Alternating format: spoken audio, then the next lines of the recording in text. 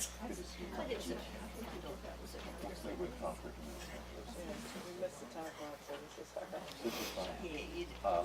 It gets better. Did everybody get one of these cards, especially first timers? Did not.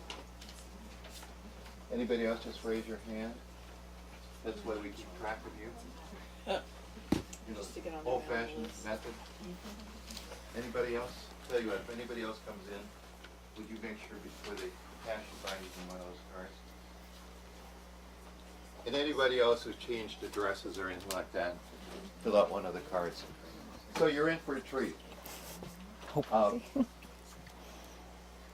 But first of all, before I introduce the speaker, there's really important things coming up, and it's happening right now as we speak.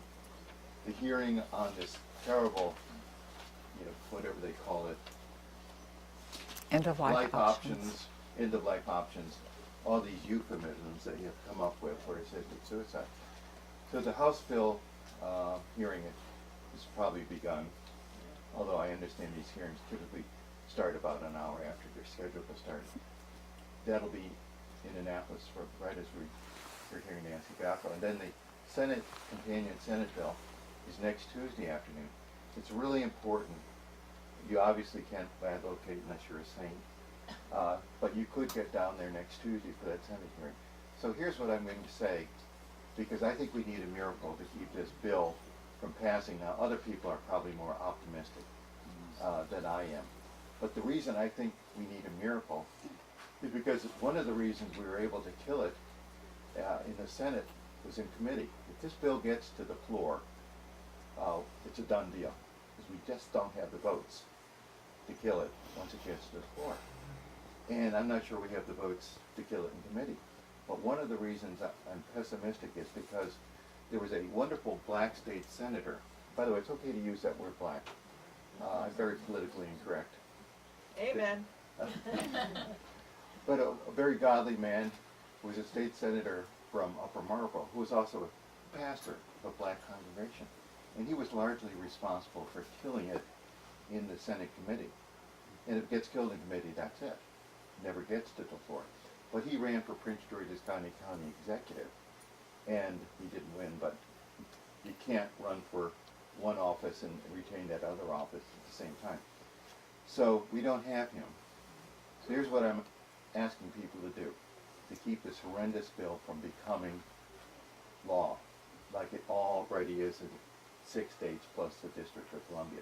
It's already legal in California, Oregon, Washington State, Montana, of all places.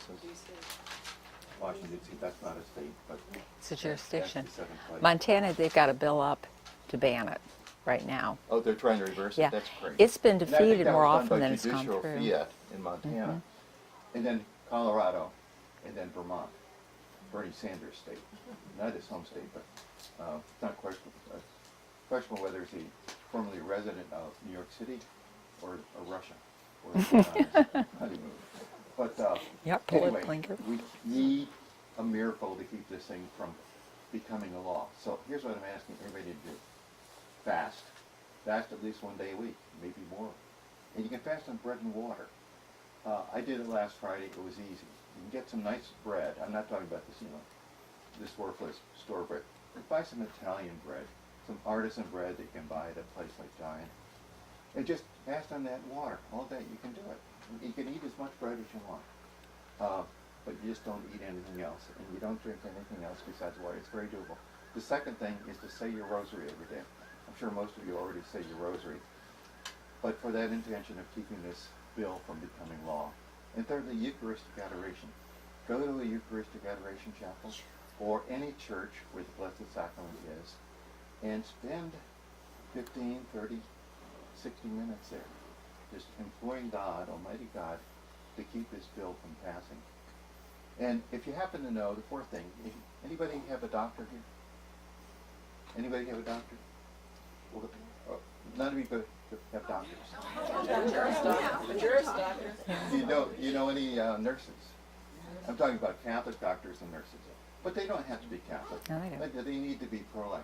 This is what they did in Massachusetts, where Nancy was very effective in helping the it was bill me. to become law. Now, Massachusetts is probably just as bad as Maryland, just as liberal. And yet they were able to defeat it. One way they did it is these ingenious people from the Bay State, they got doctors and nurses to wear their white lab coats and go into the legislature there in Boston. And that had a great impact. Now somebody said, well, doctors are always having appointments. Well, guess what? On Monday nights, they always have evening sessions. So get doctors, even if it's a single doctor and a single nurse, to go down there and go to the evening session and sit in the balcony and get there early, walk the halls of the Senate office building, the House office, and put a little sticker, stop assisted suicide, on their laptop. That was a strong statement. So call up your doctor. You don't know where he stands on assisted suicide. You better damn well find out. Okay, it's very important. You may be next. And we've got to ask those questions. Oh, to get a few words about Nancy. After her talk, we'll take a free will offering, have a few more announcements, and then we'll have her back for questions and answers. Now, Nancy is unique in the pro-life movement. First of all, she speaks at 100 miles an hour with occasional gusts of 200. Secondly, do not be confused by her name, Valko. She's Irish, and she loved to talk. She was also a nurse, as well as a legal nurse consultant for 45 years. She's seen it all. She's a spokesman for the National Pro-Life Association of Nurses, was voted one of the outstanding Catholics in the pro-life movement. It goes on and on and on. She's written for the National Catholic Register. She has her own wonderful blog, nancyvalko.com. She went to a wonderful visitation academy in St. Louis, had some wonderful nuns, especially one who taught her English. And she knows how to write. She writes very well. Anyway, she's done it all, but most of all, she's had 5 children. One daughter who killed herself, assisted suicide. Another who died, very young. Another son or daughter, we're not sure, who she miscarried. So one of the things she's done, she'll be talking about some of these things, is she started a movement where people can actually name their miscarried child, have a funeral mass, and so forth. And she's just incredible. And she's here all the way from St. Louis. St. Louis is my second favorite city. You might ask me what my favorite city is. It's not Baltimore, by the way. It's Chicago. I love Chicago. It's St. Louis, where I went very young to see the St. Louis Browns play the Yankees. By the way, where did the St. Louis Browns wind up? You know, here in Baltimore, right? They became the Baltimore Orioles. So I love St. Louis. Great city. It's the largest park in the world. Forest Park. It's a great place and a great city. And please welcome all the way from St. Louis a person who refers to herself as nothing, but I've referred to her as nothing, also known as Nancy Valko. Thank you, Jack. I'm so happy to be here, and if somebody can't hear, can people hear me okay? This comes into the camera. I can't. You want to put that in your back pocket? I have no back pocket. Oh, well, that takes care of that. I have no pockets, so I just carry it. Is it turned on? Can people? Oh, great. Okay, I'll just speak up a little bit louder. I've been speaking since early this morning. I'm so glad to be here. It's really a privilege. And I have to tell you, even though I have all these pro-life creds and I'm on all these advisory boards and National Association of Pro-Life Nurses, I didn't join the pro-life movement. I am a draftee into the pro-life movement. I was a young intensive care unit nurse in what's now a level 1 trauma unit when Roe versus Wade was decided. And I was shocked. Nobody thought it would go through. I mean, that was just amazing. And before that went in, we had the greatest unit. We were saving people that people didn't think could be saved. We were dedicated. We doctors and nurses, we were a pack of thieves, you know. We were just so tight. When Roe versus Wade came in, people started talking about it. They go, what do you think? I said, I think it's horrible. Immediately, strident voices said, no, do you want women to use coat hangers, which is an old myth? And I found out what it was like to be politically incorrect. Because of that, our cohesive unit began to fray. I saw the difference. But I couldn't join the pro-life movement because I thought they were extremists, because they made one statement that I found professionally offensive. They said that legalizing abortion would lead to legalizing infanticide and euthanasia. And I said, well, it's one thing, you know, a baby in the early stages, which is what we thought and we were told by the media, not true. Pretend there's no baby there. But how could you look a born person in the eye? That's our most common, you know, we don't kill people. That's our first ethic. You know, we are not Nazis. And so I couldn't join. And that was, of course, in 1973. But I was very sympathetic to the pro-life movement. What happened is, like St. Paul, I had a road to Damascus moment in 1982. I was married, pregnant with my third child. My husband was a doctor. And we opened the newspaper to hear about Baby Doe. And I was a stay-at-home mom with my kids. I was always going to go back. And we couldn't believe what it was.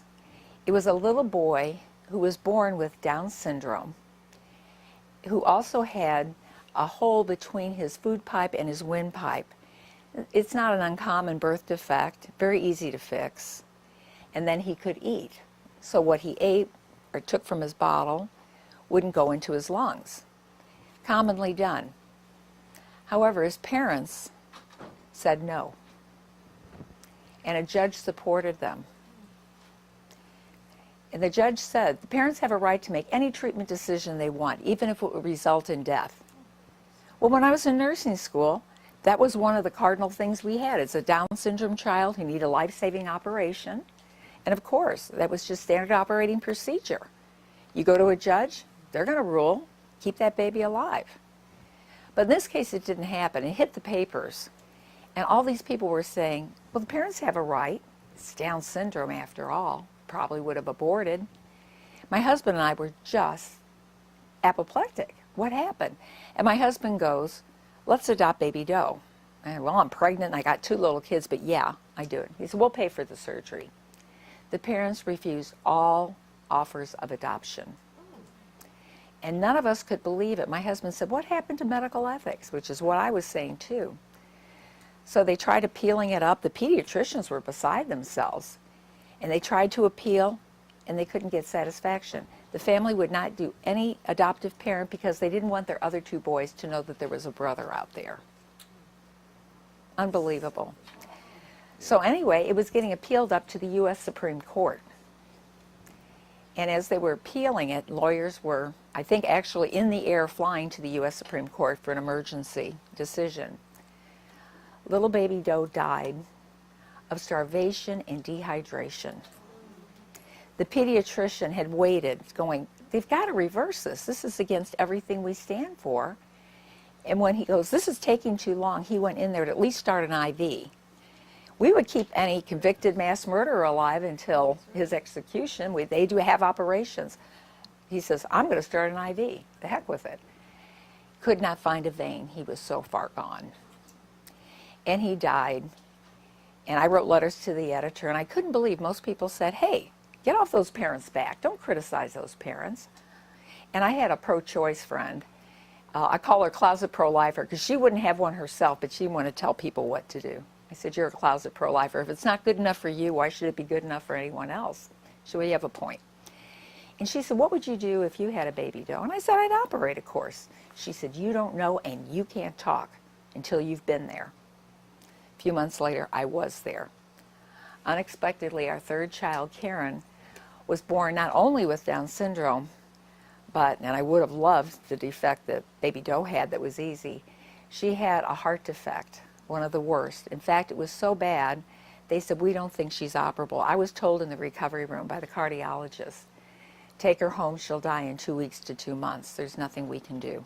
I tell you, that's a moment that shakes you to the core. And I thought, oh my gosh, you know, what are we going to do? And I said, well, I'm going to find out more about this heart condition. I'm a nurse. And there's no internet, of course, in those days. So I got to a room and I said, I want to get out of here as soon as possible. The doctors who delivered me, my own private obstetrician, nobody came. I had a C-section. Nobody came in the room. One little intern and a nun came in. That is very common when people have babies with disabilities, especially Down syndrome. Shunning. Yeah, and some of the mothers would say, I had to apologize to my doctor. I said, you shouldn't apologize. You were going to tell him, thank you for this wonderful baby. He didn't do it, you did. And so all of a sudden, you did something wrong, he did something wrong. So at 3 days, I was tired of waiting. I knew they were on the floor. They never came in. I said, this is ridiculous. I'm going home, and I'm getting a second opinion, which didn't occur to me till day 3.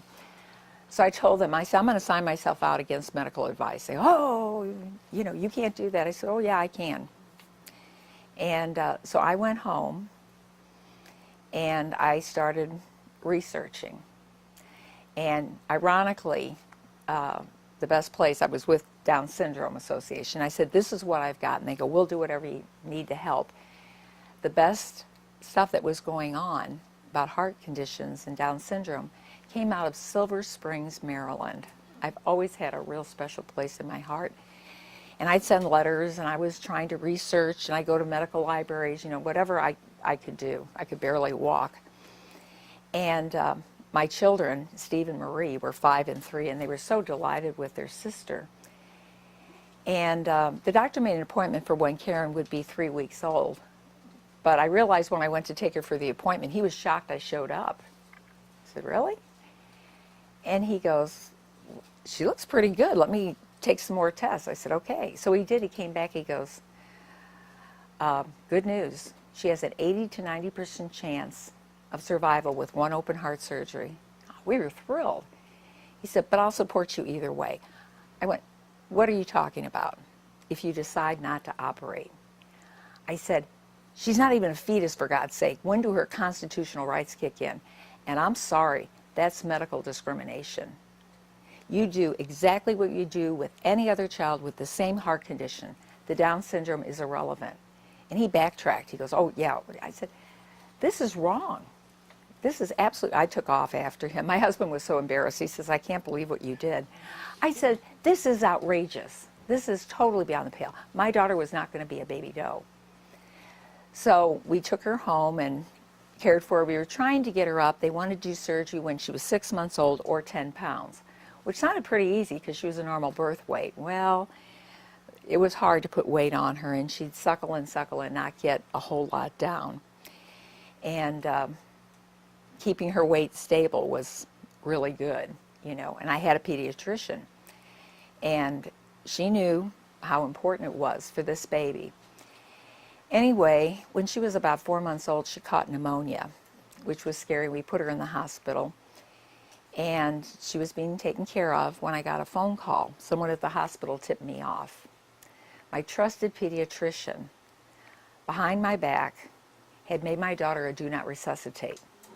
I'd been totally clear, and that's when it hit me. Choice evolves into no choice when you're talking about death. And all of a sudden it was like infanticide. I didn't realize. It took that to wake me up, not the sharpest knife on the block. And I was beside myself, and we got that changed, I said, I could not have been more specific with her. And we got Karen home, and then she had another pneumonia, and they were looking for an opportunity to do the surgery. I was really getting scared. She was starting to lose weight. This was a really tough thing. And she was on different medications, and at one point I told the doctor, I said, I think there's a little fluid in her lungs. He goes, really? She was on some cardiac meds, and he listened, and he said, well, I don't hear anything. He said, what stethoscope did you use? I said, Fisher-Price. He goes, oh, wait, that's a toy. He says, oh. I said, I know my daughter. I can tell, and we treated her. And then she got pneumonia again. She went into respiratory distress. And it was a flight into the emergency room, and they had to put her on a ventilator. And it was so painful. But what was even more painful were some of the doctors and nurses. One doctor said, people like you shouldn't be saddled with a child like that. I said, then who should? He said, oh, people who are poor. I said, we're well off. We were then. I said, who exactly should get these kids? We heard doctors before my daughter had her cardiac cath. They wanted this one doctor. I said no. A person with the Down Syndrome Association was in the eating area and overheard him say, "Why are we doing all this for those little mongoloids?" So everybody that touched my daughter got a thorough examination, and they knew. When she was in the hospital, we had one nurse who had the same mentality. I slept under my daughter's crib. I didn't trust her. I didn't trust medicine anymore. And how right I am. This is what happens with choice. Well, unfortunately, despite everything, we lost Karen at 5.5 months. And it was difficult, and one of my friends, who is a priest, he told me later it was his first baby funeral, he gave the most beautiful homily about, here's this child who could walk, talk, do anything, and how she's changed so many lives. She did more in her life, I was told, than 80-year-olds. The life she changed the most was her mother. I became an activist in the disability rights movement. I worked with the Reagan administration on the baby dough regulations that were being fought by pediatricians who said, you're imposing your will. No, this is right. We did. I did everything I could. I became very politically active for the first time in my life. And it was a hard thing to do. Then a few years later, something happened that really changed it. I joined the pro-life movement, kind of. I did some talks because of my daughter. And then in the mid-'80s, Missouri had its first living will. And you have to understand, these came from the Euthanasia Society of America in the 20s, who then morphed into the Society for the Right to Die, the Hemlock Society. Now it's Compassion and Choices, and the Final Exit Network, which believes the right to commit suicide with the help of a doctor is a civil right that everybody should have, regardless of anything. That's how it morphed.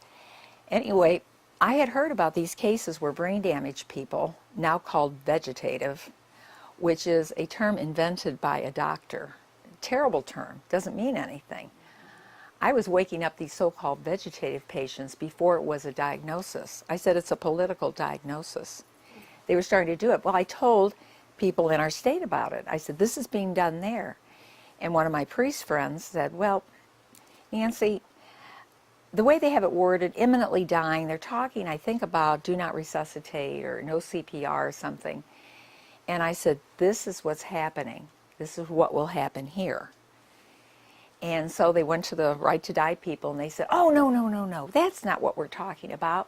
We'll put a provision in there that food and water is among the kinds of care that cannot be removed. I said, don't fall for it. They did. Good people, good pro-lifers. And I told now Archbishop Joe Nalman, my mentor, he's now head of the USCCB Pro-Life Committee. I told him we will have our own food and water case in 6 months. And we did. Nancy Cruzan, which went up to the U.S. Supreme Court. And it was a brain-injured woman who was in her 30s, who was very brain-injured. For a while, she lived with her grandmother. She was able to eat by mouth, but then she had a pneumonia, so they stopped that and did feeding tubes. And I talked to people who had known her then, and they said, yeah, she was awake, but they had a very famous doctor who said, no, she's a vegetable. She's in a vegetative state. She doesn't understand anything. And I got to know this Dr. Ron Cranford pretty well. He was in all those cases. Anyway, the parents got her divorced. How that happens, nobody seems to know. Got her divorced from her husband, and they took over for guardianship. And they said, we want her feeding tube removed. And we, no, but you can't. And Missouri had a thing without clear and convincing evidence. And they didn't have any. So it went up to the U.S. Supreme Court, and they were hoping it would allow removal of food and water all over the United States. And I helped write one of the amicus briefs for it. And the Supreme Court ruled that, no, there's 2 states, New York and Missouri, that has these standards of clear and convincing evidence. And they go, yeah, that's okay. Immediately, the case went back to Missouri. Immediately, they got some friends of hers who had known Nancy back 10 years before, and they said, I read the testimony. It was not reported in the newspaper. And they came back and said, well, we were at a special school and some 3-year-old was drinking out of a bottle and Nancy said something like she wouldn't want to live like that. Judge goes, good enough. Took her 12 days to die. She died the day after Christmas. And the family goes, we've got to have an organization to support families who are fighting for their loved one's right to die. And immediately we no longer had the living will with the little stuff in there. All of a sudden we had the surrogate decision making. I was down in Jefferson City testifying on it against Nancy's father, who went on. They never really recuperated. He wound up hanging himself. His wife wound up with cancer, and she said, I just want to die, don't treat me. This stuff is hard. This is really hard. He said, at one point he was doing an interview, he says, I wonder if God's okay with me. This was after she died. This is a hard thing. People don't know this, not in the papers. I got to meet him before he died, and he was so angry. He was on a panel I was on, and he just took off after me. You know, I said, how are you doing? You know, we pray for you. And I have no animosity. And when he got on the panel, he viciously attacked the nurses. He said, all those nurses, they were just making up all this stuff. Found out that the family hadn't visited her for a long time. This is the kind of stuff that happens. The media will not tell you this. It's just so sad. And so I wrote my first op-ed during this, and I had just been named, Father Joe Nauman, now Archbishop Joseph Nauman, asked me to be the co-chair of the pro-life committee. He had heard me speak one time, and I go, well, I don't do anything. He insisted. And I said, if you called me 2 weeks later, I wouldn't have been able to do it, but they think my mom has Alzheimer's, and now they just said it's not Alzheimer's. Yay! And my husband was being treated for a very serious depression, and now they say he should be able to get off his meds. I went, yay! So, yeah, I think I can do that. Within 4 months, my mother got diagnosed with terminal cancer, Alzheimer's, had a tracheostomy. My husband had a total breakdown and abandoned the family and took all the money and left me with 3 kids and a baby in diapers. God sustains you through all that stuff. You know, you do that. Took care of my mother until she died. I offered to resign, but Father Joe goes, no. I said, you know, my husband took off. And he goes, no, we're here for you. Oh, and they were, which I told it, and Jack's heard me say it many times. The most important words for people who are in crisis is the I am here for you. I've used it with people considering abortion and with ending the lives of a loved one or ending their own lives. I'm here for you. I will be with you. Very, very powerful and what people need to hear. So anyway, I go, this is just horrible. And they started taking feeding tubes out. And the media was just, oh, this is so great and it's wonderful. But what's interesting about the vegetative, I used to wake up these people, and Jack, I tell this story. This was before vegetable was a diagnosis. I always talked to my people who were comatose or brain injured, and the other nurses made fun of me, and they said, oh, why are you doing that? And I said, well, if hearing is the last thing to go, why not? Treat them with respect, like a human being. And they go, that's stupid. So I would say, I'd turn them over and I'd wash back, and I'd say, you're not going to fall, I'm just washing your back. Well, people started kind of responding. And then we got this one 17-year-old boy that I refer to as Mike. And I've written this up for First Things at the request of Father Richard John Newhouse. This story has been around. We had a 17-year-old boy severely crunched in a car accident, pupils fixed and dilated. They thought his brain was destroyed. Everything was crunched, on a ventilator, no response to anything. And the brain surgeon came in that night and he said, well, ladies, maybe we should make him a do not resuscitate. He's not going to live till morning, and that's a good thing because otherwise he'd be a vegetable. You know, said that in front of the patient. That was a word we never used, you know, even though they'd be teasing about our unit being the vegetable garden. You know, but you would never say that. He said it in front of this kid. So anyway, one of the nurses go, he's 17 years old. Let's go for it. And I said, absolutely. So I worked with him, and he didn't die. And after a while, I would coax him. Mike, raise a finger. He soon started raising a finger on command. Got off the ventilator. But we'd tell the brain surgeon, who was a very nice man, he came in and he goes, okay, do it. He wouldn't do it. He didn't do it. The other nurses said, I saw it too. Got him off the ventilator. Said, Mike, say hi. I got him to say hi. Called the brain surgeon in, nothing. He wouldn't even respond to deep pain. He goes, you guys are nuts. So I talked to him and I said, listen, he thinks I'm crazy. Please say hi to the surgeon. He finally did. The surgeon goes, oh my God, it's a miracle. I said, no, it's not. We've been working with him. And he goes, well, if he can breathe and all that stuff, let's send him to a nursing home. I'm going, wait, what? Needs rehab. No, 71, he went to a nursing home. And I said, I hope they work with him, you know. It was amazing. And all the other nurses were told, you know, Mike started to come around. You know, let's do what Nancy does. 18 months later, this handsome young man comes strolling into our unit. Our patients never came back. Nobody ever came back. He said, I'm Mike. We go, no, you're not. And he said, I came back to thank you for saving my life. I said, you went to the nursing home. You know, that just doesn't happen. And everybody's crying and they're going on. And he said, yes. And he said, I'm getting married. I just drove 60 miles here. And we're all just flabbergasted. And he's laughing. And, oh, we're just so thrilled. And the doctors are even crying. And I said, Mike, you're not going to remember this. You used to move a finger and even say hi for me, but you didn't when the neurosurgeon was in there. He goes, oh, no. I got very serious. I remember that. I wouldn't move for him because I heard him call me a vegetable. He was fixed and dilated, his pupils. A lot of people would have declared him brain dead, and he wasn't. And I've since worked with many people. I've done work all over. We've had more people wake up, and every nurse that came into that unit was told, you treat these people like they're totally awake. And all of a sudden, we started having recoveries because we tried.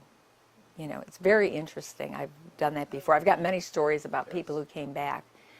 But moving on, I saw this thing with the feeding tube, and then they started talking about doctor-assisted suicide. Oh, wait, what?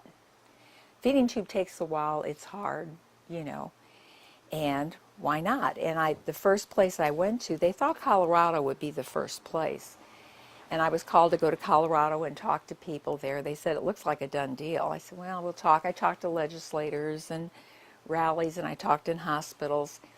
And one thing I did is I told the legislators what this law says, and all of them follow the same thing. What they say is death is foreseeable, you know, like within 6 months. I was an oncology nurse. I've worked burns. I've worked critical care. I've worked with everything, including hospice. I was actually once offered the directorship of a hospice. They don't know. This is all crazy. And interestingly, last year or the year before, there's a Swedish researcher named Fabian Stahl, and Sweden was thinking about allowing physician-assisted suicide. And he had some questions. So he called Oregon and got one of the people to talk to him.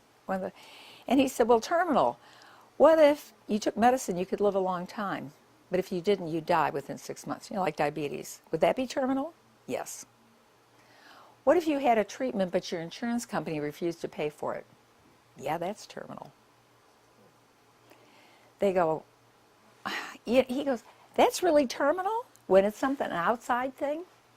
He goes, yes, it is.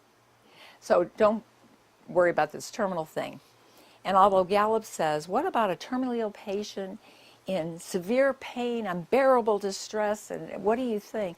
And most people go, yeah, sure, whatever helps. And the law here is the same way, the proposed law. There's no mention of suffering or unbearable pain.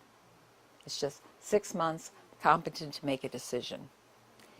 And what you don't know, and I was with a legislator yesterday. He didn't know. We were supposed to have 5 minutes with him. It was over half an hour. I told him what the law says. Terminal basically means nothing. A diabetic could just say, I want to die. If I don't take my insulin, I'd probably be dead in 6 months. Okay, fine, we'll give you assisted suicide. They have all these so-called safeguards, which now they call burdensome. In some states, they're trying to remove them. 2 doctors. Very rarely is it the person's real doctor. When people would go to their real doctor, in Oregon, the first state that did it, they would refuse. So they'd have to find somebody. And a second doctor, well, the doctor just finds somebody he agrees with or calls compassionate choices that keeps a roster. Then what they have to do is they have to give the doctor and anyone involved total immunity, like you don't see in any other area of medicine. That they cannot be reprimanded, there can be no lawsuits, all this kind of stuff, as long as they, quote, maintain good faith compliance with the law. The law, they don't even have to be there when the patient takes it. All they do is they have a form to fill out, very short form, you know, the name and all that stuff. The doctor doesn't have to be there. No one has to witness it. They rely totally on the doctor's self-reporting. And for the patient's privacy and the doctor's privacy, no record is kept and is destroyed a year later. Well, God forbid some family would come back and say something. No one can ever look at it because there's no records, and they destroy them. One of the things most people don't know, and it really kind of shocked this legislator, I said, do you realize this bill, you have to falsify the cause of death. Doctors have to lie on the death certificate. I said, wait, what? It's true. And the U.S. Medical Coroner's Handbook always states why it's so important to get as close as possible to the actual cause of death as much as you can figure out. In the law, it says you must put down the underlying condition, not suicide. They've got the suicide prevention people saying, yeah, this is different. This is not like suicide. What is it? Well, it's rational. No, it's not. I've worked with all sorts of people, including the terminally ill. It's nonsense. So they have to falsify the death certificate. Doctors have to lie on a very important thing that we rely on for research grants, prognoses, statistics. I mean, this is like crazy. So that's there. They have also, everything kind of tends to fall apart. Patients do not have to notify family if they don't want to. The doctor should bring it up. And they talk about when we have a person who's suicidal, we call in a psychologist, psychiatrist, we do a workup, we see what it is, how important it is, treatment, whatever. Because 90% at least of all suicides, there's an underlying depression or some sort of mental illness. Well, in this case, it's a little bit different. If in the doctor's opinion the patient is having trouble making a decision, he can be evaluated by a psychologist or psychiatrist, but only for competence to make the decision. Or if there might be a mental illness that would affect his ability to make a decision. It's about competency. It's not about depression or anything else. And so, not surprisingly, very few send them anyplace. You never have anything like that. And everything is so simple, and the doctors just do it. All records are removed, and there's just a statistical report. And interestingly, I've analyzed some of these reports, and they go, yeah, this is all fine, we've got safeguards. And it came out, and at least 1/3 of all patients who are given the lethal overdose to take home don't do it. There's no follow-up.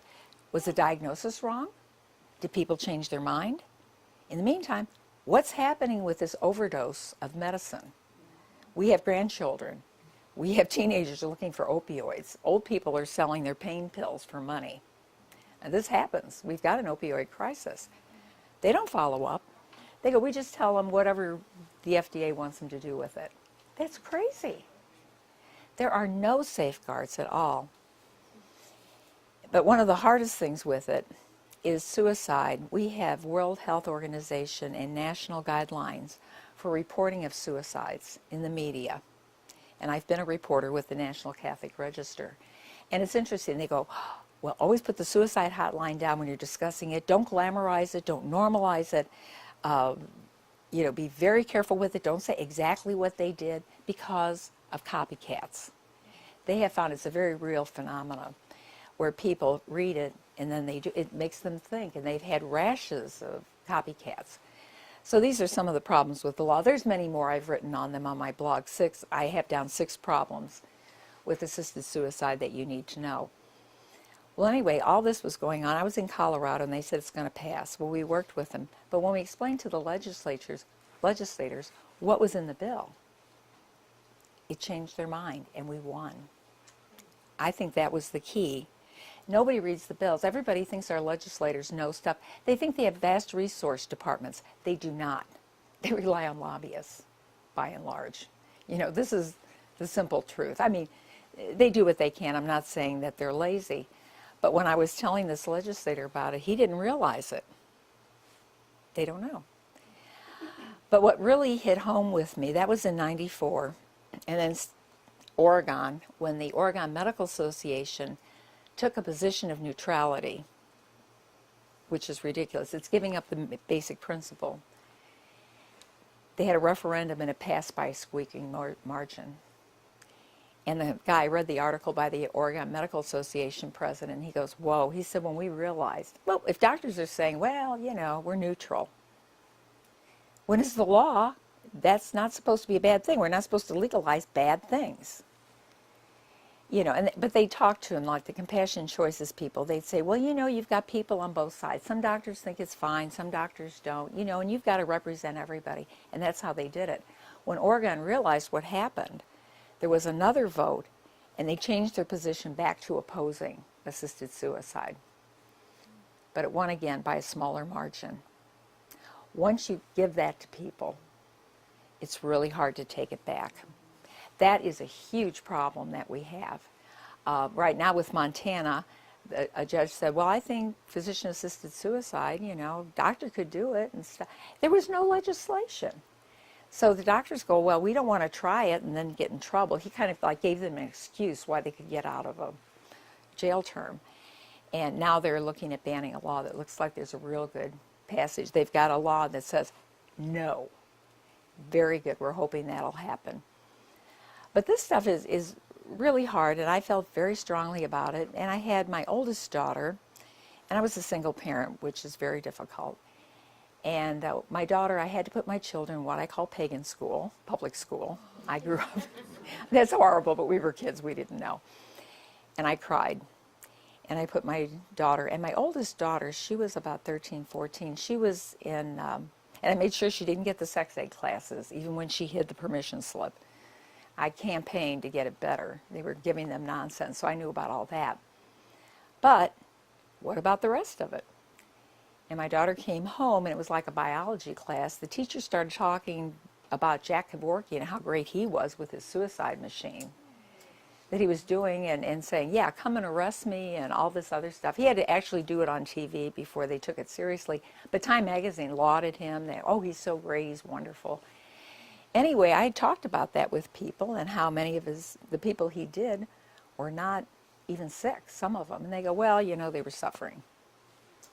Yeah, crazy stuff. So anyway, she said all this stuff about Jack Kevorkian. Osmosis works sometimes with your children. Just don't turn your back on them. And the biology teacher was so aggravated. He goes, where do you get your information? And she said, from my mom, who's a cancer nurse now working in oncology. I've worked everywhere, but that's where I was at the time. And he goes, so your mother wants to watch people suffer? And my daughter said, no, my mother just refuses to kill her patients. End of discussion. And I have so many people in the pro-life community, they go, I don't know how to talk about it. And I go, here's my 14-year-old daughter.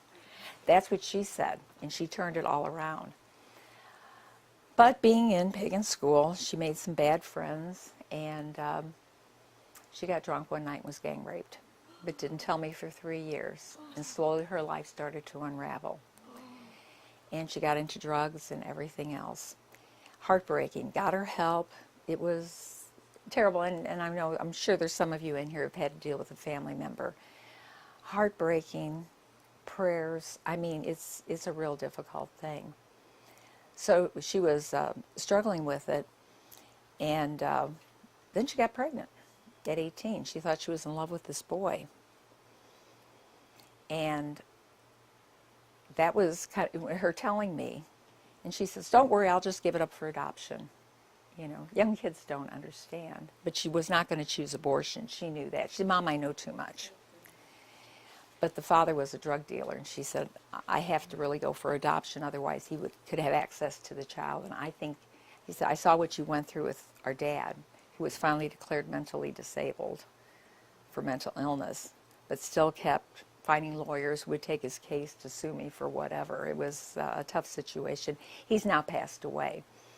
But it was really hard, and she went ahead and she did it, and it got her off drugs. And I went, yay. She actually had a tattoo to celebrate, not my method of celebration. But she got off drugs. I said, that baby saved her life. And that was so hard, you know, to release that baby for adoption. She's now 20. I see her, I'm very involved. And I thought, isn't this great? And she met a guy I really liked, and they got married. And, you know, you're thinking things are good. Things went downhill again. Back on the drugs. Well, first it was only pot, then it was only alcohol. This is an old story. And it got bad, and she divorced her husband and went off in and out of rehab. And during that time, she earned a degree in mechanical engineering from a prestigious school in St. Louis. My kids always were, she'd be out for a while, and then she'd come back. She did complete her degree. And things got hard, and finally she wound up living with her sister. And because she almost burnt my house down, because I said you can't smoke in the house. You can smoke under the vent or outside. And she broke the rules. Many times I had to do it because I found her one time unconscious with her fingers burned down to the bone. That was one of the hardest things I ever did. Well, she wound up living with her sister, which worried me a little bit. And periodically she gets suicidal, and we'd get her help. One time she admitted herself. And I've worked with suicidal people forever, sick people, professionally, whatever. I've never had anyone commit suicide. And then one day, she had had a miscarriage, and it really kind of affected her. And things just didn't seem to be going too well. We got her in a behavioral health thing.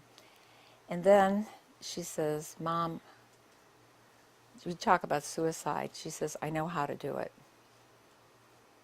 And I go, what? She said, I've been on the assisted suicide and suicide websites. They are there. Try it. You'll see a whole lot of stuff. She said, I read the book, Final Exit, by Derek Humphrey, which is a guy who helped his 2 wives commit suicide, which is interesting. How amazing. What a coincidence. And he now has volunteers that will go out. But he was teaching self-deliverance. And then he had these volunteers who go out and help people with theirs, you know. He had all these different techniques.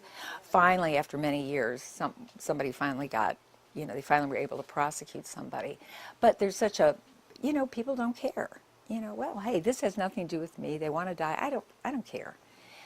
But she read the book, and I said, no. And I said, this is what it is with Derek Humphrey and all that stuff. And I said, and you know, as I told her every time she said I was suicidal, you can't because of your daughter. She goes, yes, I know. Suicide contagion. I won't do it. And this time, I said, well, you know your daughter. And she said, I think I'm a burden to everybody. Number one reason, like 50% of all people for assisted suicide, pain, suffering, way down. Loss of autonomy, loss of dignity, fear of being a burden is the top. And I said, no, you're not a burden, and we're here for you. And we thought she was better, and she went. And then I got the phone call that every mother dreads, and they said, we found your daughter's body. And it was very hard. It hit like an atom bomb with the family, just almost destroyed the family, my son and my daughter. It was just horrible. And we thought it was an overdose. And I went down to pick up my daughter's effects. And this little detective, she said, you know, the medical examiner said something I didn't understand. I said, what? He said the technique she used was textbook final exit. I went, oh, sweet Jesus. Really? She said, yeah, what does that mean? So I told her. She goes, oh. I consider my daughter, and there's been others, she's not the only one, a victim of the assisted suicide movement. When people are going, this is great, and all, you know, people should be able to die the way they want to, and, well, maybe I'd be hurting, you know, all this other stuff. They're making it easier for vulnerable people to say, I'm a burden, my life sucks, nobody's going to miss me. When you work with people who are suicidal, I had one woman who was terminally ill, and she wasn't my patient, but somebody said, Nancy, can you talk to her? You're good with this. I said, what's going on? She's talking, she wants to commit suicide and see Jack Kevorkian and all that stuff. And so I went in there, and what I do, people said, how do you do this? And I said, I listen. I listen. That's the most important thing.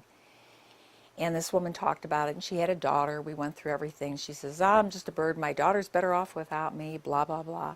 And I brought up one thing she hadn't thought about. And it changed. She goes, oh my God, let me think about that. She goes, I don't think I'm going to do this. Yay. And we called the doctor too, but somebody wanted me to go in there. And a couple days later, and this woman was like someone who'd survived a plane crash. She was like giddy. And not the nicest person, a lot of F-bombs. The F-bombs didn't stop, but she was happy. And I was walking down a hall on a different place, and all of a sudden 2 women accost me. And they go, we're going to get you terminated. You're going to be fired. We're going to make sure of it. I said, well, what'd I do? You talked our friend out of committing suicide. You interfered with her right to choose. Full circle, abortion, right to choose. Nothing's right or wrong. It's choice. And I went, have at it, ladies. You know, this is the kind of stuff that we have. I had one case I told Jack about, is we were called, I believe in doing everything for people. I've worked oncology, and at that point I was working on an oncology unit. The hours worked out well, or fair. Anyway, I got a phone call. A patient's coming in, he's terminally ill, cancer, and he's in severe pain. The wife says he just can't stand it, and she's bringing him in. And so start a little morphine drip and see how it goes. Call me, and I'll be in as soon as I can. I go, fine. So this man comes in, and I go, how are you feeling? He goes, okay. Are you having pain? Not really. So I took the wife and I said, come here. Is there something going on? And she goes, well, he was cleaning his guns. And he said, would you be able to stay in this house if something happened? I said, oh. She said, I knew what he meant. He was considering suicide. So I said, what did you say? She said, well, thank God. I know the right thing to say. I read the papers. She told him, honey, I support any decision you make. That is how people are. And I said, oh my God. I said, did it occur to you that he might have been asking a different question? She goes, like what? Like, are these last few weeks going to be too hard for you? She goes, oh my God, I never thought of that. I said, you need to go in there and you need to talk. She says, of course I want to take care of him. I don't want him to commit suicide. She went and talked to him. The doctor came, and a few hours later, they were discharged, smiling hand in hand. Averted. Like I told this one legislator, I said, mistakes happen all the time. Do you want to take responsibility? As a nurse, I will not. I will do everything that I can to thwart it. And because of my daughter's story, there have been other people that have been saved. So that's good. I can't bring my daughter back, but that happened. And God gives you the strength to do what you can with it. So I do talk about it. And people are surprised because there's all these stories. Your particular bill is named after 2 guys who wanted to die by assisted suicide. I'll tell you another story. A few months before my daughter died in 2009, Wesley Smith called me. He's a nationally known guy. I knew him very well, and he says, hey, you're dead. I said, what? He said, did you read this? And it was in a popular magazine. It says that it has a story about Nancy Valko's assisted suicide. I go, what? In Oregon. I haven't been to Oregon. What happened, I read it, and it was about, oh, she had a party and people released balloons, and it was just so cool. And everybody there was so happy. And she died so peacefully. It was just great. Well, that was interesting. And just last year, 9 years later, a friend of mine calls me from Jefferson City. Hey, you died again. I said, what? Women's Day magazine, front page article. The wonderful death of Nancy Valko. I said, oh, for God's sakes. They reran the same story. Their stories are not good. I called Women's Day and I said, funny thing, my name is Nancy Valko too. I'm on the other side, and if you'd like to interview me, I'd be very happy to talk about it. No answer. They're not interested. The media is all in on this. It's hard to find any media that's not. And they hide things. There was a study done, UCLA, when California wanted to legalize it. And they did a test project at UCLA. And when people were wanting to have physician-assisted suicide, they'd bring in a battery of like social workers and people and find out what's really going on. And these people told them it was not pain. They were, did my life mean anything? All this other stuff. They were feeling down. yeah, everybody was supporting their right to choose, and they're going, really? It's kind of like telling them, yeah, you can go. They found out that then 3/4 of the people who were approved for it that went through this program changed their mind. They call it safer assisted suicide. There's no such thing as safe assisted suicide, but that's what happens, you know. And like I said, 1/3 of the people in regular stuff, they don't take it. Nobody knows. They don't know if they died. They have absolutely no idea what went on, and they don't care. They don't look into it. Wouldn't you think they would? They don't. So I am adamantly opposed as a nurse. I said, this is just horrible, and they have made it so difficult. When I stopped bedside nursing, I never stopped nursing. I do a lot of volunteer stuff with all ages. In 2014, 2015, I was so upset by this whole thing with assisted suicide, and I was talking about it with people, and you know, it's like, how can people do this? And the nurses were saying, and I brought me back to 50 years before, or almost 50 years before, when we were all there gung-ho to save every life. I started hearing my colleagues say, this patient needs to die. I said, they're not asking to die. Well, I wouldn't want to live like that. Very short step to, no one should live like that. And we're back in Nazi Germany. I mean, a little bit different. That's what would happen. And all of a sudden, it leads to euthanasia, and I'll tell you how. This is my final story. Several years ago, there was a 72-year-old man, simple surgery, crashed, his blood pressure, he became critical. We saved him. We had him on a ventilator, sedated so he wouldn't fight the ventilator, and it looked good. You know, he was doing fine. So they decided to take him off the sedation that we used so he wouldn't fight the ventilator, and then take the ventilator off. You know, they couldn't figure out what happened. They couldn't find out.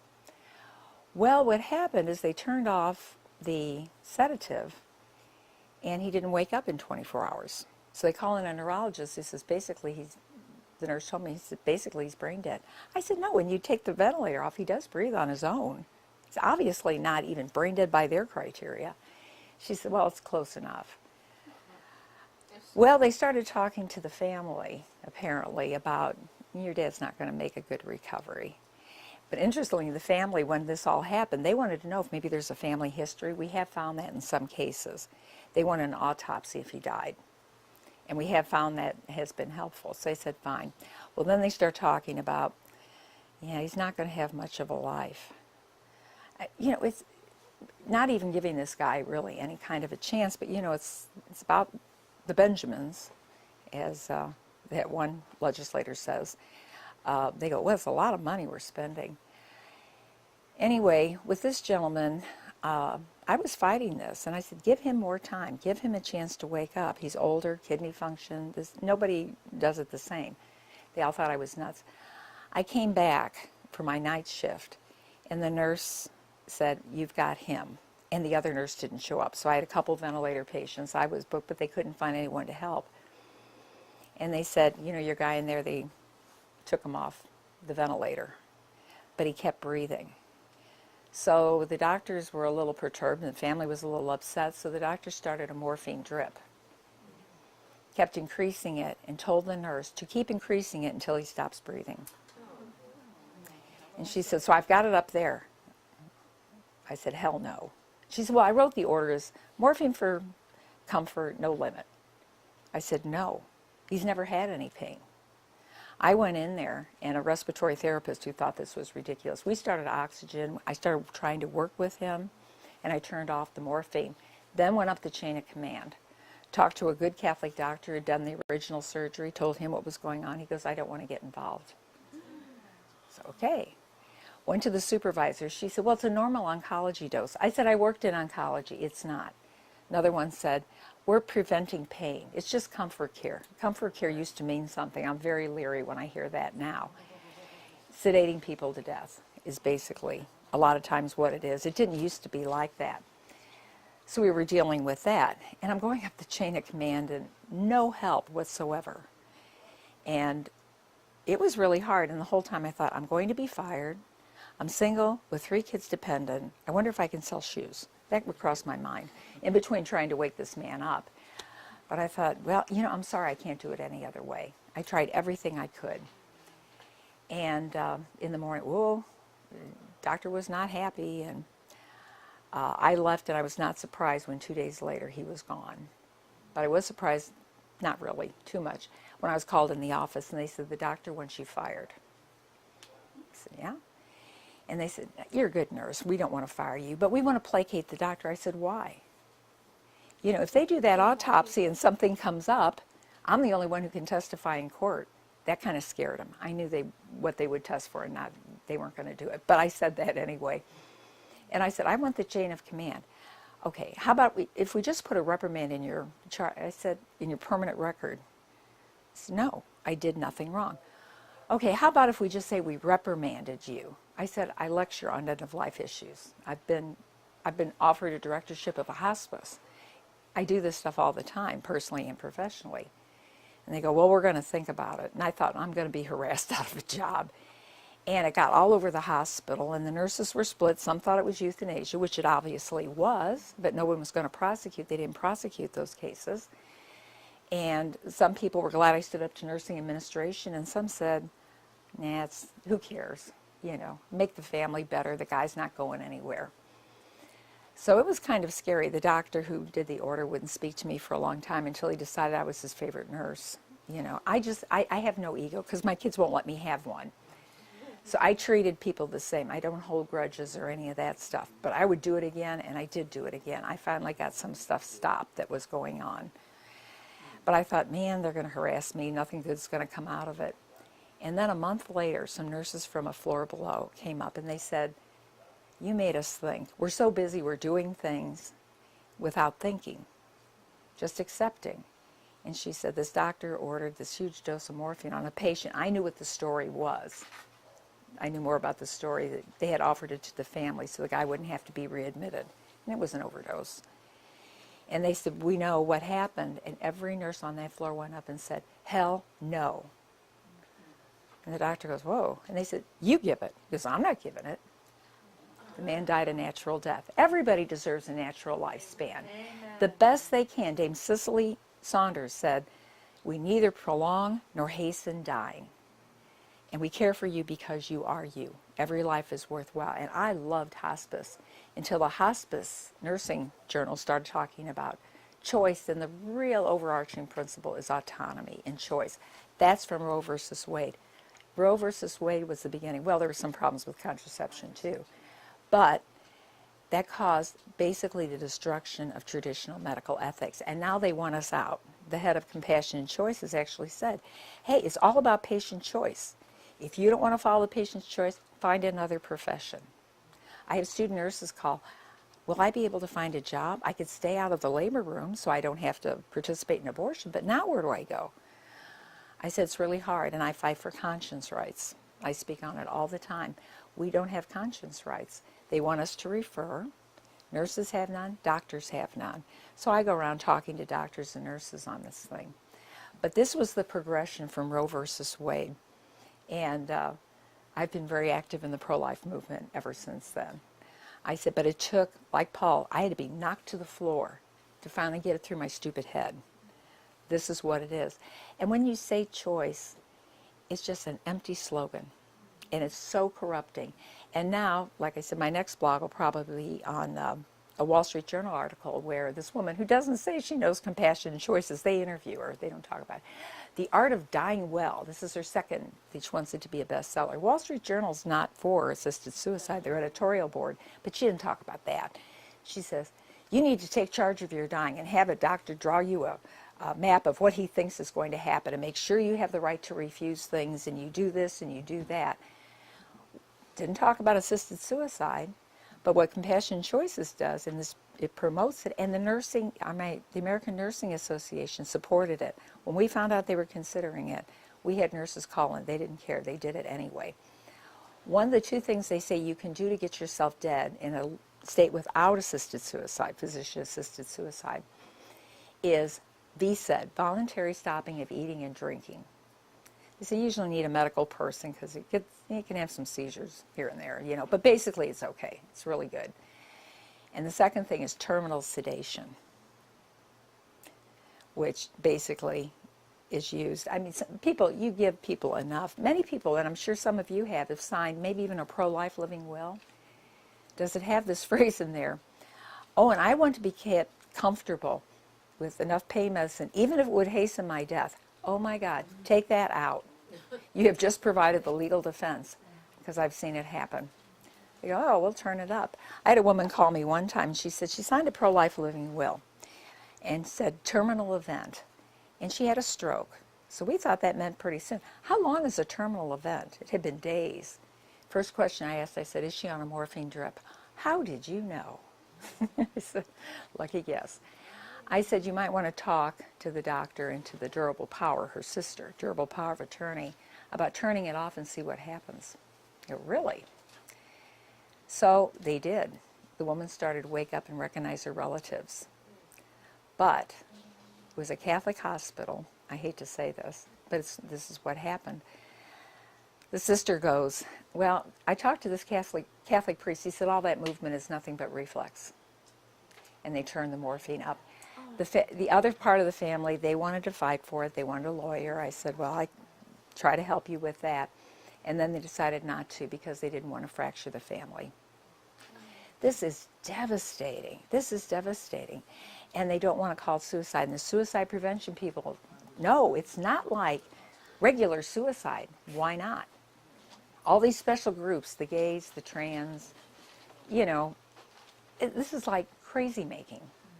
You know, but not that group. No, that's rational suicide. We believe there's such a thing. We can save these people. And like I said, some of the most powerful things I've seen work, I think God sometimes gives you words, whether it's a woman who's considering abortion, I've seen this happen, I had a case like that, or people considering suicide. One of the most powerful things as pro-lifers we can do is say, I will be with you. I am here for you.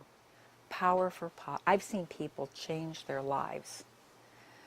Unbelievable. You know, people are afraid. They're doing it out of fear. And believe me, our stories are better than their stories. People, you read them and they died, they had a party and they released some balloons. Why do I have that funny feeling? Our stuff is people who lived, who turned their lives around, who surprised the doctors and lived, who lived with dignity. Everybody deserves a natural lifespan. I'm not saying, you know, have everything and be a DNR forever. I'm a durable power for some people, including the former head of the lady who started Doctors for Life. And she knew what she, and I did that, and she wound up getting dementia. And they said, well, are you going to make her a DNR? I said, no. Why not? I said, that's not what she wanted. She didn't want it until she was actively dying. My mother had Alzheimer's. You know, are you going to feed her? I said, yeah. If we can and she can tolerate it. I said, my people die of their condition, not of starvation and dehydration. We spoon-fed her to the end. She was comfortable to the end. Had a beautiful death, exactly what she had told me about with the Alzheimer's. I was the only one not crying at her funeral. My brothers and sisters couldn't visit her. They couldn't stand the smell. It made them sad. You know, there's such a difference. And I had one young man, I was working on the floor, and it was cancer, and we had a guy that was dying, and he had a slow morphine drip, you know, keep him comfortable. And he was imminently dying, kind of, but he was going along, no ventilator or anything. And the son goes, please give him an overdose. Look how he's suffering. I went, come with me. Let's have some coffee. Luckily, God gave me the time. It's really hard in nursing. That's actually probably the biggest miracle I had. And I have a cup of coffee. I said, tell me what you see. What do you see that's suffering? Well, breathing, anything. My own father did that to me. And he says, oh my God, your mother, she's suffering. She's walking around the house. I mean, she doesn't know a lot what she's doing. She didn't recognize me, but she knew I was somebody she liked. That was cool. And he goes, oh, your mother's suffering so much. And I go, tell me what you see. And he went, and finally he said, oh, I'm the one that's suffering, not her. And that's what I explained to this young man. He goes, I get it. I said, we're going to keep him comfortable. You being here. It's so important. I had a woman who was dying of cancer, and she told me about this wonderful son she had. She goes, "You're like my daughter." And nobody was coming in. And I got a phone call, and he says, "I'm the son. How's Mom doing?" I said, "As well, well as be expected." I said, "When are you coming?" He goes, "Well, I want to remember her the way she was." People don't want to visit nursing homes. People don't want to do all sorts of things. These are some of the loneliest people. And now, since we've had physician-assisted suicide, do you know our suicide rates were declining? Just about the time, it was just seemed too coincidental, when assisted suicide took effect in Oregon, which was the late 1990s, the suicide rate started climbing. Soon there were articles that the regular suicide rate was climbing in Oregon quite a bit. They did a study. They found out it increases it. When you tell people death is a good thing, suicide's decriminalized, death is a good thing. You can get rid of your problems. There's a lot of vulnerable people like my daughter. Everybody's really better without me. This is very, very seductive, and that's why we have to stand up. Suicide is never the answer. Like I said, in our parish, we had a Good Samaritan group. We went out, what were the needs in the parish? And they go, "Well, people with disabilities." I said, "There's all sorts of needs out there." We went out and found them. I said, "We have meetings in the basement. There's no elevator. Let's get an elevator." And they go, "Well, but we don't have that." I said, "Mothers with small children, teenagers with a broken leg. We have 100 meetings a month. Let's get an elevator." They told me I was crazy. I came up with a way to pay for it, and then I had to move. I came back a few years later, and there was an elevator. I don't care how it gets there. But this is what we need to do, is the positive things and what we can do with our own relatives. Some parishes have adopted a local nursing home and sent people over. Most people in nursing homes get no visitors. People with dementia get like none. I love these people. I would go out there and I'd say, "Hey, I got her to brush her teeth. How about this one?" They go, "No, legal risk." There's a lot of that. But people, you don't have to do something. People get so excited. I would sing with them and do stuff, and they go, "How do you do that?" Treat them with respect. So anyway, I wanted to stop. I kind of go on a little bit too long. I want Jack to call, and please, I'd like any questions. There's no stupid question on any end-of-life issue. People ask me some really interesting things. When I was nursing, the doctor would be in a room, and I'd come in afterwards, and I said, "Do you understand what he said?" She goes, "Not a word." So I would explain it. The doctors sometimes, and they don't want to bother the doctors, I would explain it. So there's a lot of little things that people go, "Why in the world does that happen?" It's not that I have all the answers, but this is my 50th year in nursing. I've got a lot, and what I don't know, I research. So thank you very much. Hang on to that. Thank you. My favorite part is the questions. That's always my favorite part of any talk. Now, we'll have Nancy have back that in in a a few little bit. minutes for questions and answers. But first of all, everybody, some important announcements. Look at this flyer about Randall Perry, who's our next speaker. He's speaking here a month today on Friday, March the 15th. And if you think she's good, Whitty Hill Randall Terry. He's certainly one of the most exciting speakers in the pro-life movement. You know what he's doing right now? First of all, as you can see, he's a convert, author, activist. He's done it all. For instance, he just did a series on the Islamic terrorist threat, which is outstanding.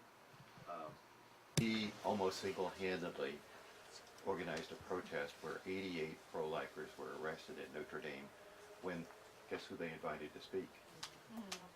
Barack Obama. I was one of those 88. I'm so proud. I wouldn't change that for a moment. But he moved his entire young family up there. 4 young boys. Boy, that took guts. And organizers. The local pro-lifers didn't want to do anything. They got on board, thanks be to God. He got Alan Keyes involved.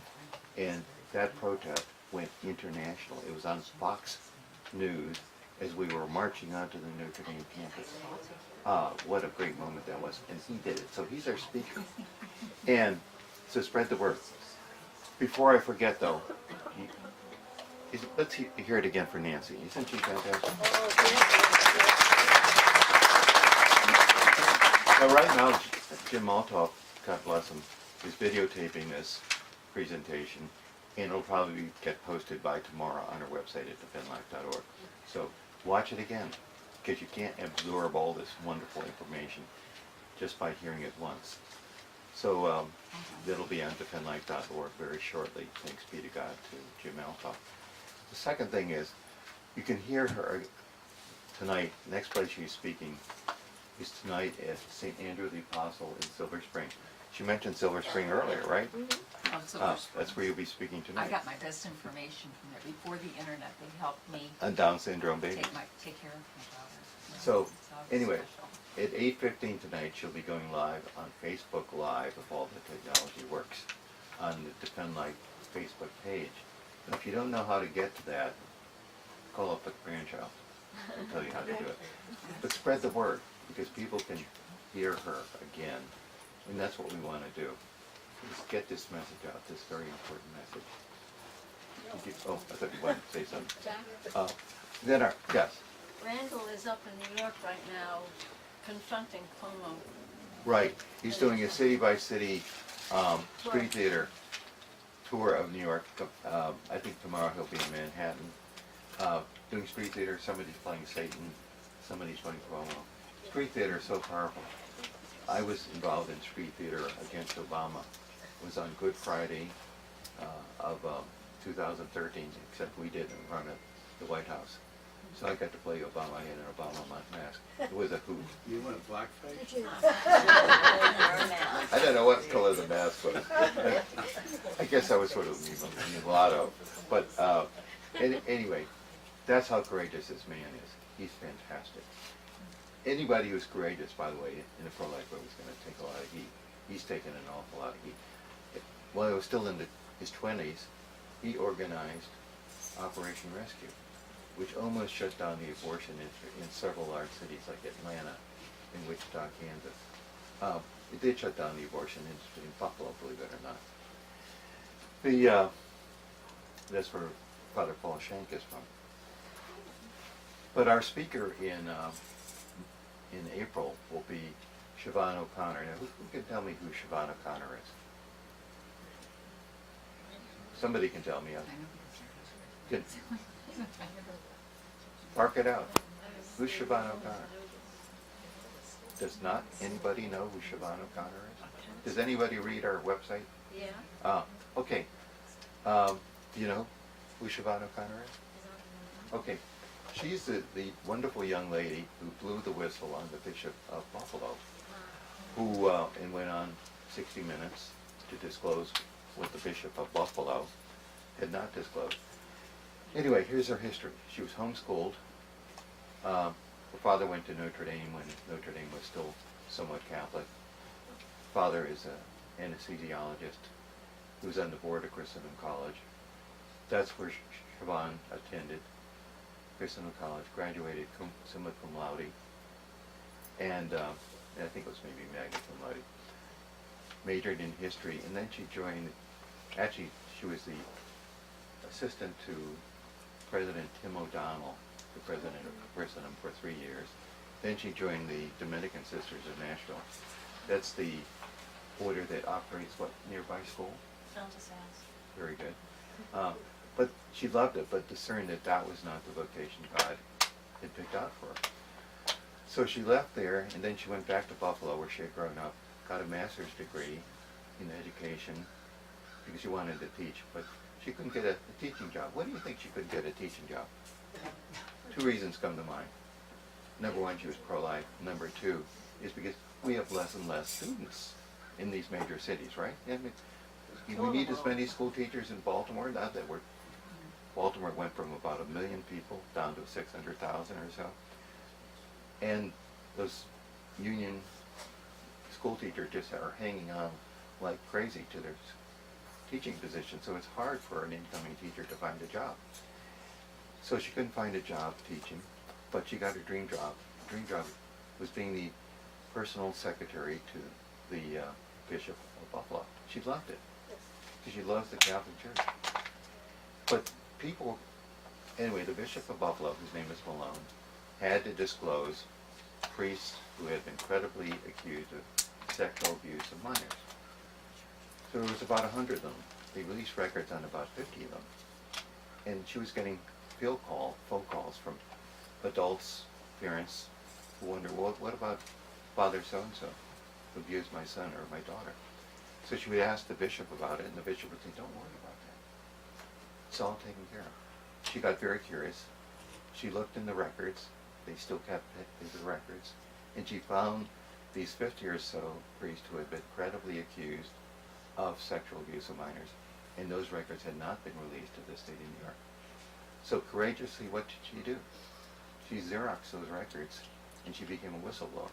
Now that took guts, really guts. Because in effect, she was firing herself, right? From her dream job. But what's the moral of the lesson? Always do the right thing, no matter what the cost, okay? We have to remember that if we are serious Catholics, serious Christians. Always do the right thing. That's what she did. So she'll be our speaker April 11th and 12th. Now we need a couple of courageous pastors to sponsor on those evenings. Some of them might be running for the hills, so I don't know if I want to do that. So I want you all to put your thinking caps on. We need a couple of churches or Knights of Columbus councils to sponsor on the evenings of Thursday, April 11th, and Friday, April the 12th. So get back to me, okay? We had one really solid pastor who initially said he would love to have her, and then he changed his mind. So it may not be easy, but she's going to speak. If we have to go out and rent the Elks Lodge someplace, we're going to do it. She has a very important message to tell. And again, I reiterate how important it is that we do 3 or 4 things to keep this terrible bill on physician-assisted suicide from becoming law. So what are they? Fast. Fast on what? Bread and water, at least 1 day a week. What else? Eucharistic adoration. What else? Say the rosary. Say the rosary every day. And you know any doctors, and everybody has a doctor, right? Get that I need a doctor. doctor, how about just a white coat? Not a bad idea. Yeah, yeah. I like that. Yeah, a white coat's a great idea. Go down there on Monday night, but any time, but Monday night, the General Assembly's in session, and sit in the balcony and walk around and have something on your white coat. Kill assisted suicide or stop assisted suicide. Yeah, and you have it. Okay, now why don't you wait for Nancy to come back and you can share that? Yeah. Okay, so that was the last. One more thing you can do, you can submit written testimony on Tuesday. You missed it for today. You have to submit it by a certain time. You just get on. For the Senate hearing. For the Senate hearing, submit written testimony. I've talked to a lot of people who have similar stories about this terminal sedation assisted suicide. So even if you don't have a story, just submit your written testimony. You can go to Maryland Right for Life website, can tell you how to do that. But submit written testimony. I'm going to be down there for Red Scarf Day. I'll be testifying, but if you can't make it, submit written testimony. Just take 5 minutes and just say something about it. You might even be able to do it online. Yeah, and look at the last page of the newsletter. Everybody got one of these, right? Look at the last page, lower right-hand corner. This is not the issue. Hold that up. Everybody got one of the newsletters, right? We have some serious needs in Defend Life, okay? Transporting speakers, typing letters, public relations, okay? So everybody look at that right now. Did everybody get a copy of the current issue? There's some back there. They're in that box back there somewhere. Just pass them out. Hold up your hand if you didn't get one of them. That cardboard box. Just hold up your hand. But get back to me if you can help in any of those areas. That's the box right there. Just hold up your hand if you didn't get one of the current issues. So with that, let's have Nancy back for questions and answers. Who has the first question for Nancy? I'll put this back. Yes. Hey, my mom and dad Oh, did we recently take the- did, We didn't take the free will offering. Huh. Most important thing. Kind of. they saw a lawyer and got things written up for medical power. Be generous. of attorney. They asked You want to for write a medical check? power of attorney. Make it payable to Defend Life. And the first couple of things that my mom noticed, first of all, they didn't have anything there for provision of water and food, so she had the lawyer add that in. Huh. And then as I was reading over the document, they had some things in there. After 60 days, the doctors could take away the medical power of attorney. Really? And just do what they thought was right. So I said, I don't feel comfortable, that who knows what could be caused after 60 days. So they Yeah. took that out. But what you mentioned is still in there about the sedation, even if it hastens the death. So I asked my You're dad providing a about legal that. defense. Yeah, I That's asked what my you're dad doing. about that. I said, I can understand you want to be sedated if you're in pain or whatever, but I don't want to rush you off, And Oh, he yeah. said, but I don't want to be a burden. I don't want to just There you lay go. there, So That's what it how is. do I explain to him, because they really feel that way. Like, It is, I don't want it's- to be a vegetable, just everybody worrying, you know what I mean? Like, that's what they're saying. Well, with people, when we had to ask people about living wills or whatever was there, one thing I did as a nurse, when people, they go, I don't know, and I go, what are you scared of? What do you want? Two important questions. They go, whoa, and totally different. I come at it in totally different thing. We don't want to do what you don't want, but there's a lot you don't know. And what's interesting, like with this, we'll take your durable power of attorney. About a year and a half ago, I was in LA speaking at the Scholl Institute of Bioethics on something called medical futility. That is an interesting term. What happened when they got the right to die, to have all these tubes and you can starve to death and all that stuff, they go, yay. And then they found some families weren't making what they thought was the correct decision. And in 1994, I went to what I call now the Pediatric Right to Die Conference, partially sponsored by the guy who did Nancy Cruzan and the head of the Nominally Catholic Center for Healthcare Ethics, the senior ethicist at Catholic Health Association. And it was a mind blower. They talked about parents who have these kids who are vegetative. What do we do about them? We can talk to them. We can say you're being cruel. We can maybe talk about child abuse. Seriously, this is what they were talking about. I was with a little lawyer woman. She got up and she goes, are you all listening to this? But it's not making what they think is the right decision. This is why I say choice becomes no choice. And there was a Helga Wangley after all these other cases. And the doctors they said, well, she's vegetative. We want to remove her ventilator. And the husband goes, no, we'll take you to court. They tried everything they could. The judge found in favor of the husband. He has a right to make that decision, really. But that one, I had one, it actually became a documentary. The UK did something on it. I was called in to see a man who had been in a severe car accident. He was in his 60s, run over by a truck, literally. And they called me. He was on a ventilator. And the family called me. They said, we heard about what you do. And we think they're giving up on our dad and our husband. I said, okay. So I came down and I had a little pamphlet. Jane Hoyt did one, something similar to what I did. And I've used this before. And I said, well, we've got these things here. And I'll come down as often as I can. And they said, well, we see him moving, but he'll move something. And they said it's all reflex. I said, okay, this is how you do it, talking to people, encourage them to come out. Like I told one doctor, they're not trained SEALs. For God's sakes, they're human beings. So anyway, they worked with him, and he goes, no, it's not. Finally, they were told, you have 2 weeks to find another place. Otherwise, we're going to pull the plug. Really? This is what people don't know. Texas actually has a medical futility law. They give them 2 weeks to find another facility. And the Catholic Health Association wrote, time for a medical futility policy in Catholic hospitals. Well, I'll tell you what that wrought. We are now fighting a Simon's Law in Missouri.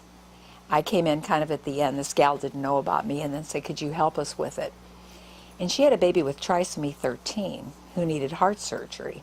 And she wanted the heart surgery. And she was in a Catholic hospital. I know the hospital. And she thought he was being treated, and they're holding him, and all of a sudden his breathing gets bad, and his oxygen's going down, and they go, nurse, why isn't anybody doing anything? Save our son. Nobody did anything. The baby died.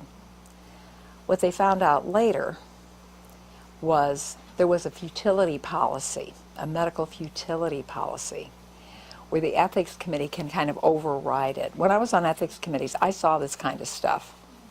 You know, families out of their minds, you know, that kind of stuff. They didn't make the right decision. So she found out, and I mentioned medical futility, and they said, oh yeah, we don't have that policy. Well, the doctor squealed. He did. So what they did, instead of suing the hospital for everything it's worth, they came up with Simon's Law, requiring with babies who have disabilities that or anything, the parents have to be notified before any treatment is withdrawn, any life-saving measures, DNR, they needed to be reformed. Wouldn't that be an easy thing to sign? No. The pediatricians are fighting it because they know better.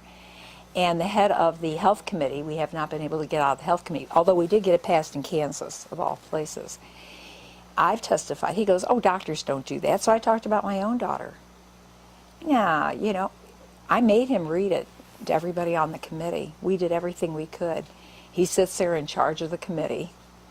The pediatricians don't want it. Baby Doe regulations, when Baby Doe died, Reagan tried to get that. Surgeon General Koop, who I got an audience with, they pushed for it. The pediatricians didn't. They know better. This is what's so dangerous about it. And particularly with elderly people, really, really at risk. And you have to realize, elderly clinically is considered 60 and up. My kids were shocked when I turned 60 and I said, ooh, better be careful, I can report you for elder abuse. They go, wait, what? I said, yeah, you better treat me nice. No, they go, I don't think so. They did not know about that. But we're having problems in nursing homes and things being done. There are these serial killers that come up. There's one now in Columbus, Ohio. He was in an ICU, a doctor, and he was ordering these enormous amount of meds on people who they were trying to save, and they died. He's up now on 34 counts. This stuff happens. The reason that ethics is so important is because every decision they make can't be there. You have a bad feeling about that. And I wrote years ago something called No Blank Bullets. What happens?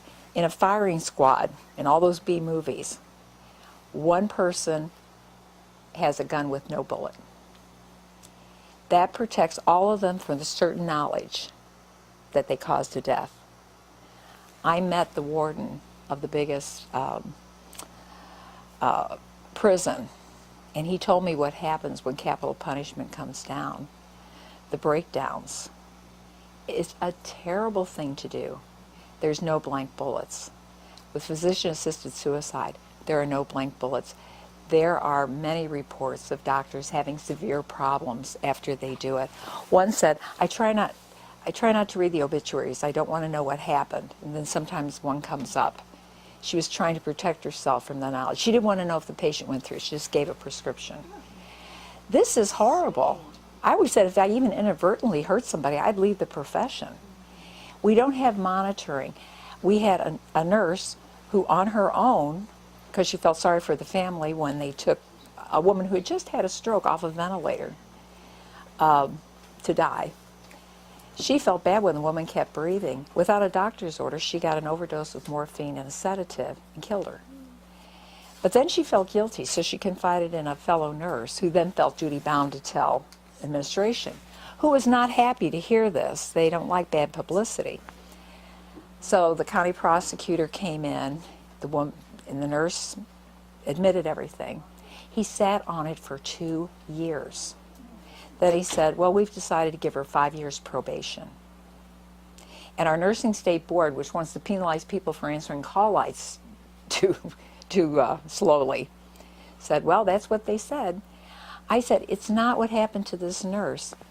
The nurse who reported it, who will ever report it to administration? And I was reading this thing by this nurse lawyer, and they said, ooh, there's safety violations, and I was involved in one like that. I want to report it, but they don't want to hear it.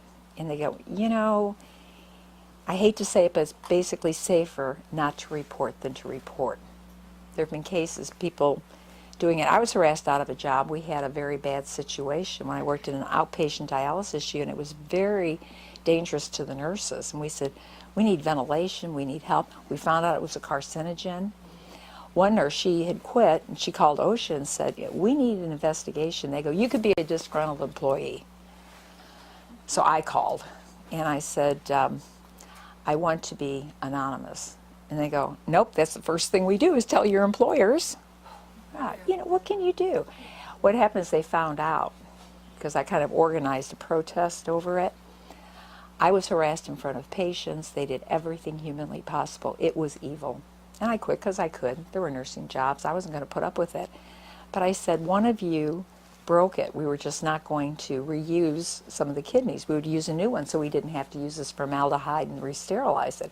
Cost the company money because they could charge as a new dialysate. We could use it 1 or 2 times if it passed the test. So it was costing them money. I said, you all do one of these, you've cost me my job. They all said, we won't do it. Some tech did it. The interesting thing was, 8 years later, I ran into people who were down there, and I said, what happened? Things changed? They go, no. They hired techs to do the job. This is what happens. This is ridiculous. We need whistleblowers. I always say we need conscience rights and whistleblower protection. People need to know about this. But the media, after Brittany Maynard, Compassion Choices said, it's not suicide. We call it aid in dying. And they kept calling it physician-assisted suicide till People magazine came out with a 6-page thing, including her baby pictures about it. And then they changed it. This is what we're dealing with. People are not being told the truth. Legislators don't read it. They don't understand all the problems. I have that on my blog. Look up 6 problems with assisted suicide you need to know. I do have one thing on there I'd like to mention. This is a blog that I find very interesting, and it's about abortion. In Ireland, they took away the 8th Amendment, which protected unborn babies. Ireland was one place where you couldn't have abortion. The Irish nurses and midwives are really upset, so I wrote an article supporting them. And on their website, they had this one thing, and it said, could be sensitive. Just know that before you uncover. Press a button to uncover. It's a photograph of a living 8-week, middle of the first trimester baby who's alive. You've seen pictures of babies afterwards. You haven't seen anything like this. It's 8 seconds of a moving, living baby who moves its head, even though it's not totally differentiated, and its hands, just like a newborn. Where did you see this? It was on the Irish Nurses website. So what I did, our NAPN website was, they said, they're harassing us anyway. They might kick us off with that. And I go, let me do it. And I'm worried about copyright laws, So I did some investigation because I asked the nurses, I said, was this baby, what was the circumstance? It was on a surgical field and there was some blood and one gloved finger. Nobody knew what it was, so I did my investigation. It took me a long time to find out where it came from. And it was by a pro-lifer from Canada. And it was on an anesthesia website. It was, as I suspected, an ectopic pregnancy, which most of the time the baby's dead. In fact, they took a picture of my daughter's ectopic pregnancy, and the doctor showed it to me, and I go, oh, my unborn grandchild. It was horrible. But then I thought, what a great thing that he respected that baby enough to take a picture. God bless him. I took it wrong at first. Most of the time they die, in the fallopian tube. But there have been cases, I took care of a woman, and she finally got pregnant, and the baby goes along, she's ready for delivery. It was like a miracle birth, and then they couldn't deliver it. And they go, whoa. She was like in her 80s. It had gotten into the abdomen and had attached to the abdomen. It was a little boy, so they had to do surgery, and he was fine. I mean, that kind of stuff can happen. You don't see it so much nowadays because they do ultrasounds. What's the next question? So anyway, another one. I'm sorry I get off on these things, but it's interesting. Take a look at that thing. It's on I called an amazing blog showing a living It's on your blog? 8-week trimester. I did it because I got it from the guy who did it in Canada. I didn't do it from the anesthesiology website because of fears of copyright infringement. So I used him, so he's in trouble. Well, thank you for your article on terminal sedation. My father was an attempted terminal sedation. really? You wrote the article that I've been going to write, and I've been met 5 Oh. people. Can I share? My good friend here, Rhonda cool. here, I called her because her father was a victim of terminal sedation by her sister who had a power of attorney. And I called her, they were doing it to my father. She said, If he's already on these 2 medications, that'll be the 3rd, and he'll be gone in 2 days. My sister, who's a nurse, who does everything to save my mom and dad, got conned into his hospice. Everything you wrote in there was exactly, and you gave it the name, terminal sedation. They want to call it palliative sedation. Yes, and they were taking away his food and water. I said, excuse me, if you starve him and dehydrate him, won't his pain increase? Isn't that your excuse then to keep upping the pain medication? I went up against a room full of people to combat me, and I had my stepmother on the phone. She's like, this isn't how he wanted to die. Do something. But I have a law degree, and I went up Really? against him. That's And fabulous. the room slowly cleared out as they put a pack on me. They put a pack on my dad. He's 96 years old. He wasn't in any pain. Then they tell me, well, he can't tell. I said, no, he could remember his birthday. Anyway, we said, you're going to take him off the drugs now. Good He looked like he for you. was dead. He would probably been dead in 24 hours. My good friend Rhonda here, because of what she went through, got me to So intervene. And I said, how long will it take? She would go, we don't know. We don't know. I honestly, it was a miracle he came back. And then I knew when he came back, he had dementia with aspirating pneumonia. And I knew he would be like a frozen dead person. And I knew if he started to come back, and he opened his eyes like a little baby, like little blue eyes, just like an infant. I had, in that hospital, before I got him out, we got him readmitted back. Hospice was furious that we stood up to them. I said, as the juices start to flow and he's going to come back, he's going to aspirate. What are you going to do? Nothing. I said, why? They said, because there's a DNR on him. My stepmother didn't know there was a DNR on him. She This took is it what off happens. of him. They were furious. And I said, there's electrical devices you can get to stop the aspiration. As soon as we did that, they kicked him out of hospice. We had to put him back in through the emergency room. Then they started curative, because the doctors were like, everyone was insane, and because no one stands up to it. Yeah. I've shared this story. Other people break into tears. They go, I wondered why my wife died in 2 days. Terminal sedation. That was exactly the story I wanted to write. And I've been telling people, write these stories down. And the biggest thing, Ron Panzer has a website. They call it stealth euthanasia. How they do these things, and I have seen people, like one of my friends they had a cardiac arrest, and they put her on a ventilator, and the guy said, well, no matter how bad she is, I want to take her home, the son. But the older guy said, I talked to these priests, and we shouldn't be doing anything. It was terrible. So they kept wanting to put her in hospice, and he said, no, I want to take her home. So they came in, they took her off the ventilator and removed her feeding tube. He said, no, that's not what I wanted. The hospice nurse goes, yes, you did. We have it here on the computer. Everything's checked off. You have no control He said, over it. I didn't do that. And he said, all her organs are failing. I said, I'm an RN. There's a full bag of clear amber urine. Her kidneys have not failed, and you've got her on an overdose fentanyl. And he said, I want that feeding tube in. Oh, we can't do anything till we get hold of a doctor. We'll get a hold of a doctor for you. I said, call me. I had to go to work.